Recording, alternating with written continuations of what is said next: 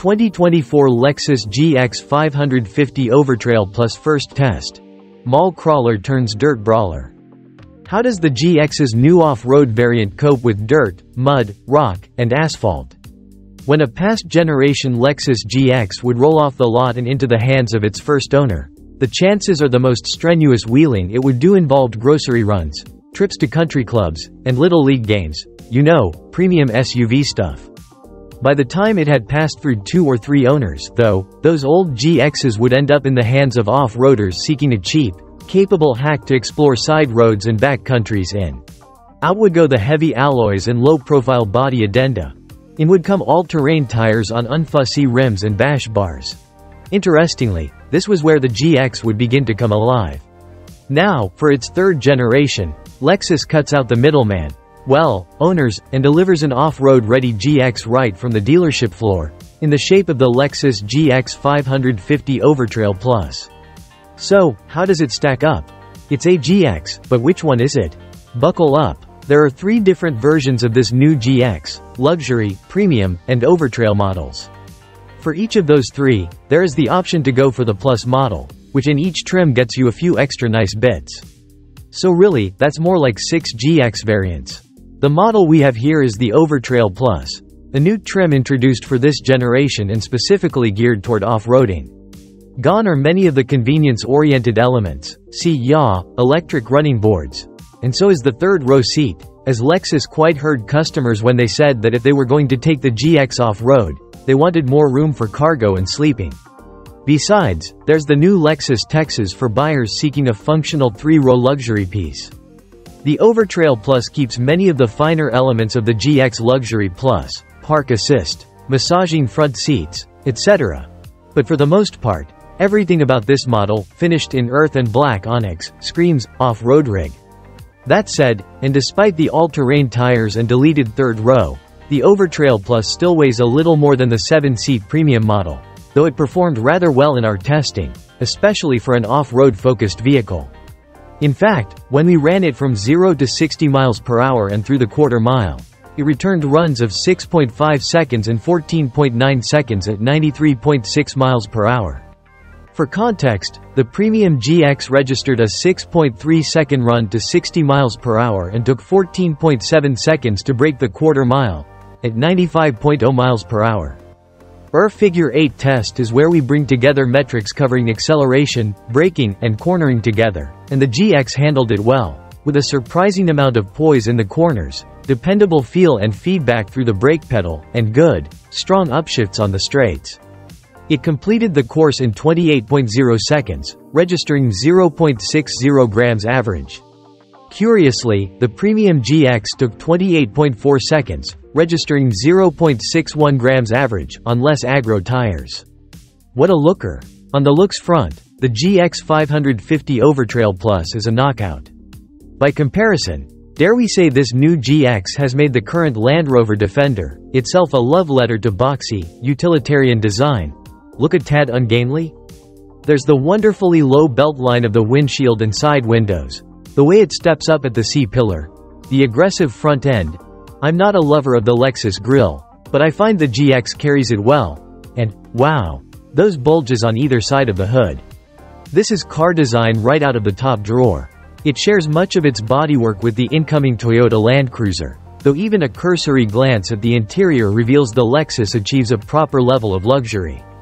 This specific GX has black Nulux, faux leather, trim with olive ultra-suede accents, which feel premium yet robust, pretty yet rugged. Its general wipe-down ability is excellent, too, with many a muddy boot print removed with a single swipe of a wet wipe. How does it drive? What remains the same no matter which of the GX550s you opt for is the engine.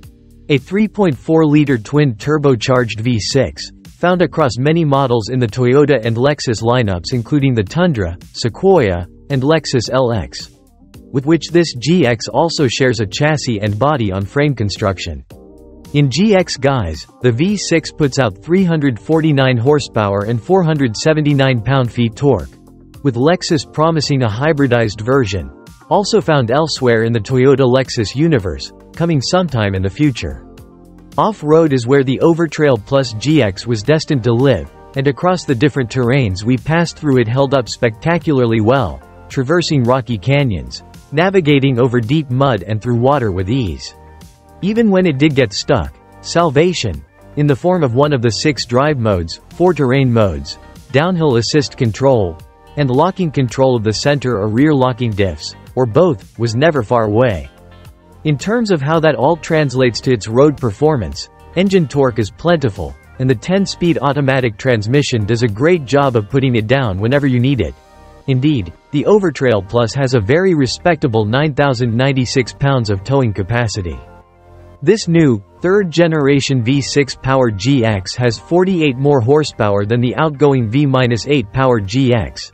However, the corresponding acceleration leaves a bit to be desired. It's not slow, though on a couple of occasions entering freeways or changing lanes to perform an overtake we wished the GX had just a touch more kick. Perhaps the 5,547-pound curb weight played a part in that, though on the asphalt twists and turns of the roads around Big Bear Lake, California, we were rather surprised by how sprightly the GX felt.